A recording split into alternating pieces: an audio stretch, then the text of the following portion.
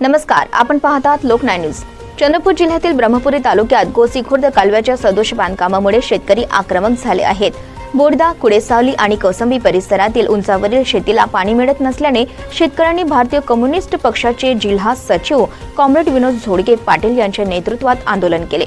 गोसी खुर्द कालवा विभागाच्या अधिकाऱ्यांना प्रत्यक्ष शेताच्या बांधावर नेऊन चुकीच्या ठिकाणी बसवलेले वॉल्व आणि तांत्रिक त्रुटी दाखवून देण्यात आल्या। चुकीच्या सर्व्हेमुळे उंचावरील शेतांपर्यंत पाणी पोहोचत नसल्याचा आरोप शेतकऱ्यांनी केला।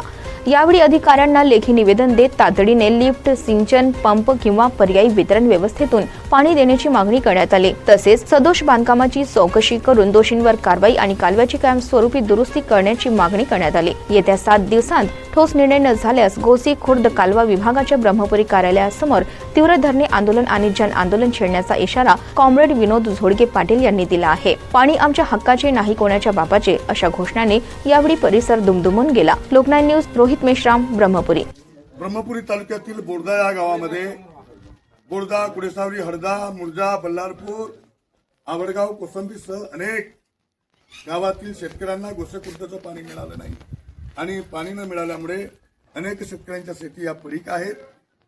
धान पडे जे रोवलेली शेती सुद्धा मरण्याच्या पातळीवर आहे। त्या अनुषंगाने खरं तर गोसे खुर्दचं पाणी ब्रह्मपुरी विभागातील सावलीपर्यंत मिळावं म्हणून कम्युनिस्ट पक्षाच्या नेतृत्वात हजारो शेतकऱ्यांनी गेल्या 2 वर्षापासून सातत्याने आंदोलन असेल, घेराव आंदोलन असेल, रस्ता रोको आंदोलन असेल, उपोषण सुद्धा करण्यात गेलेलं आहे।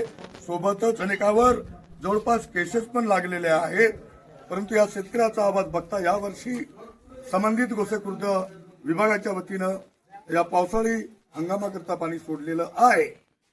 परंतु हा पाणी जरी सावलीपर्यंत गेलेला असला तरी ब्रह्मपुरी तालुक्यातील बोर्दा असेल, कुडेसावली असेल, बल्लारपूर असेल, हरदा असेल, मुर्जा असेल, कोसंबी असेल, अनेक गावं ज्या पाईपलाईन आपण टाकलेली आहे, जे वाल्व आपण बसवलेले आहेत, जे उपकालवे जे बनवलेले आहेत, याचा नियोजन चुकीच्या पद्धतीने झालेलं असल्यामुळं या गावच्या शेतकऱ्यांना अजूनही पाणी मिळालेलं नाही आणि म्हणून या तमाम गावच्या शेतकऱ्यांना पाणी मिळालं पाहिजे।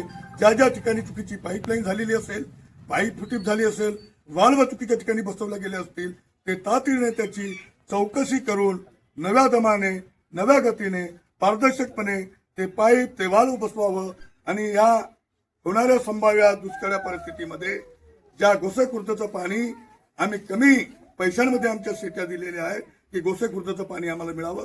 खरं तर त्या गोसे खुर्दचा वाढीव मोबदला सुद्धा अजून 2000 झाले नाही, त्याची पण लढाई सुरू आहे।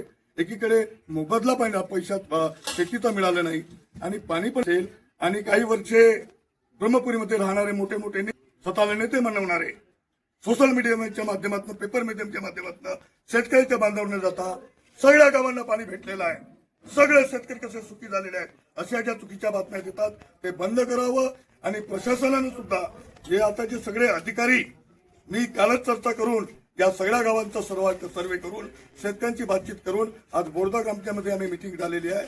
वरिष्ठ अधिकारी या विभागाचे आमचे कव्हरेज इंजिनियर असतील ते सगळे आले आहेत, ठेकेदार जे आलेले आहेत, त्यांना माझी 10 पुताची विनंती आहे शेतकऱ्यांच्या वतीने, माझ्या वतीनं आपला जो संघर्ष आहे पाणी भेटावा म्हणून आहे। होऊ शकते त्रांतिक याच्यामुळे काही त्रुट्या झाल्या असतील, चूक झाली असेल, पण ते चूक नक्कीच निस्तारणे आमच्या हातामध्ये आहे। म्हणून या संबंधित अधिकाऱ्यांना घेऊन प्रत्यक्ष ज्या ज्या ठिकाणी वाल्व चुकीचे आहेत, पाईपलाईन चुकीची झालेली असेल, त्या बोर्दा असेल, कुडेसावली असेल, बल्लारपूर असेल, कोसंबी असेल, त्या स्पॉटवर जाऊन आम्ही योग्य त्या अधिकाऱ्यांना चौकशी करायला सांगणार आहोत आणि तातडीनं या येणाऱ्या 5-7 दिवसांमध्ये सर्व गावांना कसं पाणी देता येईल या अनुषंगाने प्रयत्न करावा। अन्यथा ब्रह्मपुरी जो आपला सायघाटाचा गोसे खुर्दचा कार्यालय आहे, नाही तर नागपूरचा कार्यालय आहे, या कार्यालयावर आम्ही तीव्र आंदोलन केल्याशिवाय राहणार नाही असा इशारा मी निवेदनाच्या माध्यमातून आणि आपल्या चॅनलच्या माध्यमातून या सरकारला देतो आहे आणि या प्रशासनाला देतो आहे। अरे पाणी आमच्या हक्काचं, गोसे खुर्दचं पाणी मिळालंच पाहिजे, चुकीची पाईपलाईन बंद केलीच पाहिजे, नव्या पद्धतीने वाल्व लावलेच पाहिजे। साहेबांची प्रतिक्रिया सर सांगा। या विषयावर चर्चा झाली असून याच्यावर आपल्याला काय मार्ग काढता येईल तर त्याबाबत कंत्राटदारास सूचना करण्यात आलेल्या आहेत आणि सर्व कास्तकारांचे निराकरण याबद्दल करण्यात येईल। ठीक आहे।